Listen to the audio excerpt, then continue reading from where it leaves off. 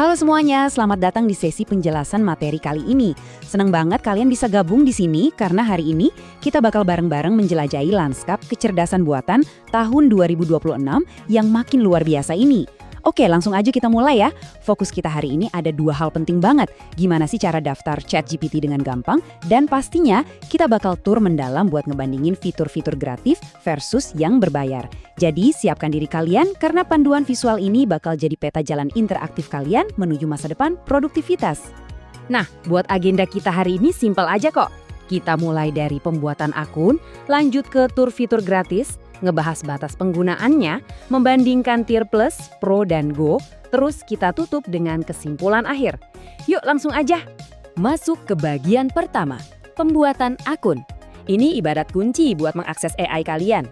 Langkah pertama, dan ini krusial banget ya, pastikan kalian cuma buka situs resminya di chatgpt.com.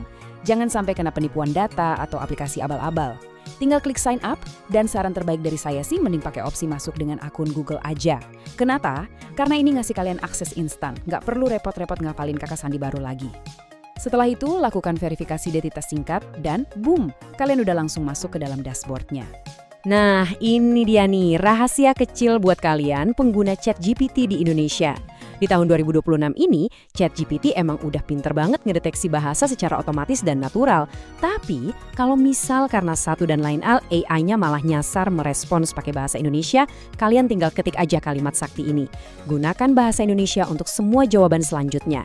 Ini tuh semacam pro tip buat memaksa AI-nya beralih secara permanen ke bahasa Indonesia yang fasih sampai obrolan kalian selesai. Gampang banget kan?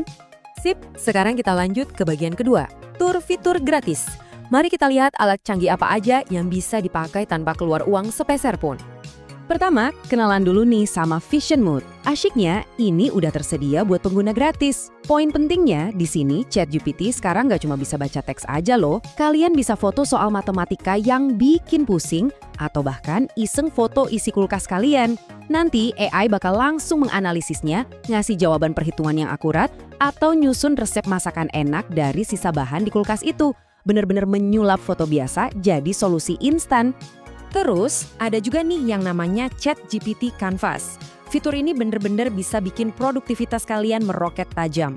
Alih-alih cuma berbalas pesan di satu kolom sempit kayak dulu, kalian sekarang dapat ruang kerja dengan layar ganda. Jadi di satu sisi kalian bisa ngobrol sama AI, dan di sisi sebelahnya ada lembar kerja khusus buat ngedit artikel atau merapikan kode pemrograman kalian. Jauh lebih bersih dan terstruktur kan jadinya? Kita semua pasti benci banget kan kalau harus ngulang-ulang instruksi yang sama tiap kali mulai obrolan baru? Nah, dengan fitur tersembunyi bernama Custom Instructions, kalian bisa nyulap ChatGPT jadi asisten pribadi permanen kalian. Kalian bisa atur personanya, misal minta dia bertindaklah sebagai manajer pemasaran. Dan atur juga format responsnya, seperti selalu berikan jawaban dalam bentuk tabel. Cukup atur sekali aja, dan AI ini bakal selalu ingat siapa kalian dan gimana kalian pengen dilayani. Keren banget kan? Ngomongin soal privasi, ini tuh harga mati ya. Kadang kita kan perlu ngecek draft kerjaan atau nanya hal-hal yang agak sensitif nih. Nah, pakai aja fitur temporary chat. Ini ibarat brankas virtual super aman buat kalian. Kalau mode ini diaktifkan, obrolan kalian gak akan ninggalin jejak sama sekali di riwayat. Dan yang paling penting, data kalian gak akan disedot buat melatih model AI mereka di masa depan. Total privasi bener-bener ada di ujung jari kalian. Masuk ke bagian ketiga, membentur limit. Ya, namanya juga gratisan, pasti ada batas penggunaannya. Realitas pahit dari versi gratis itu ada di batasan waktunya. Kalian cuma dapat jatah 10 pesan pakai model yang paling pinter, yaitu GPT 5.1 setiap 5 jam. Bayangin aja, lagi asik-asiknya riset, ngejar deadline, tiba-tiba nyampe di pesan ke-11. Sistem bakal otomatis nurunin AI kalian ke model mini yang akurasinya kurang, setidaknya sampai nunggu jendela 5 jam itu di-reset lagi. Selain itu, versi gratis juga bakal nolak file yang ukurannya lebih besar dari 20-30 MB. Dan siap-siap aja, pas servernya lagi penuh, respons AI bakal kerasa lambat banget. Ada satu lagi nih batasan tersembunyi yang namanya jendela konteks, alias memori jangka pendeknya si AI. Versi gratis itu cuma dibatasi di 16.000 token. Ibaratnya dia cuma sanggup nginget belasan ribu kata dalam satu waktu. Jadi, kalau kalian minta AI ngerangkum laporan bisnis yang filenya banyak, atau dokumen hukum yang tebal banget, versi gratis ini bakal ngos-ngosan dan lupa konteks di tengah jalan. Coba bandingin sama versi Pro yang punya memori raksasa sampai 128.000 token. Jauh banget bedanya. Bagian keempat, Plus, Pro, dan Go. Saatnya kita ngebahas akses premium yang terbuka buat kalian.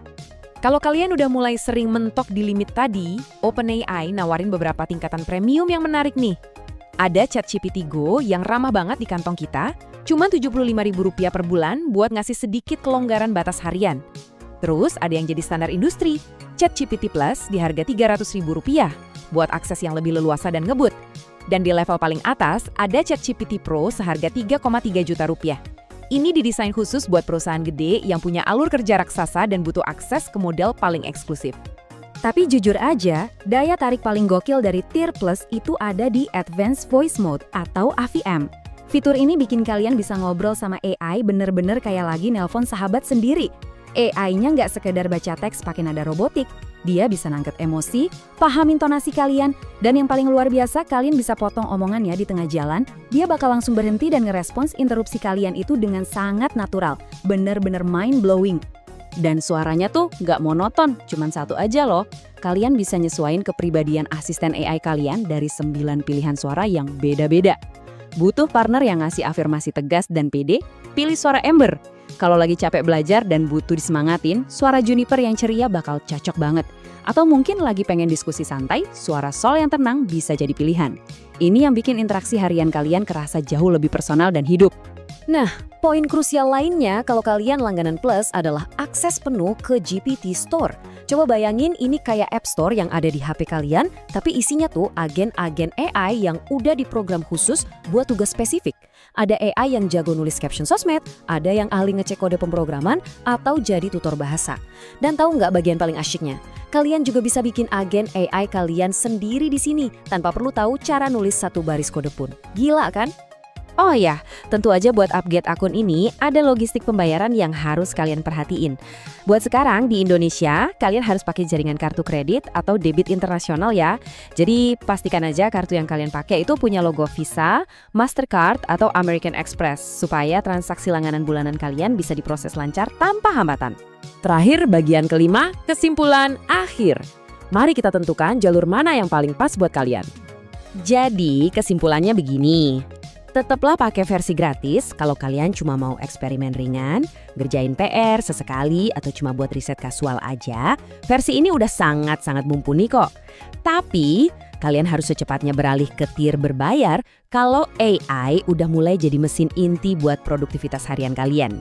Apalagi kalau kalian itu penulis, pengembang perangkat lunak, atau pebisnis yang ngurusin data besar setiap hari. Prioritas server, batas memori yang luas, dan semua fitur lanjutannya itu benar-benar investasi yang nggak ternilai harganya. Nah, kalian sekarang udah punya peta jalan yang jelas nih mengenai ekosistem ChatGPT ini. Pertanyaan fundamentalnya sekarang, apakah kalian cuma mau diam dan jadi pengamat kasual aja dari revolusi AI yang lagi terjadi ini? Atau kalian siap buat ambil langkah, berinvestasi, dan menjadikannya sebagai aset andalan harian kalian? Pilihan sepenuhnya ada di tangan kalian. Terima kasih ya udah ngikutin sesi penjelasan materi hari ini. Teruslah belajar dan sampai jumpa di eksplorasi kita yang berikutnya.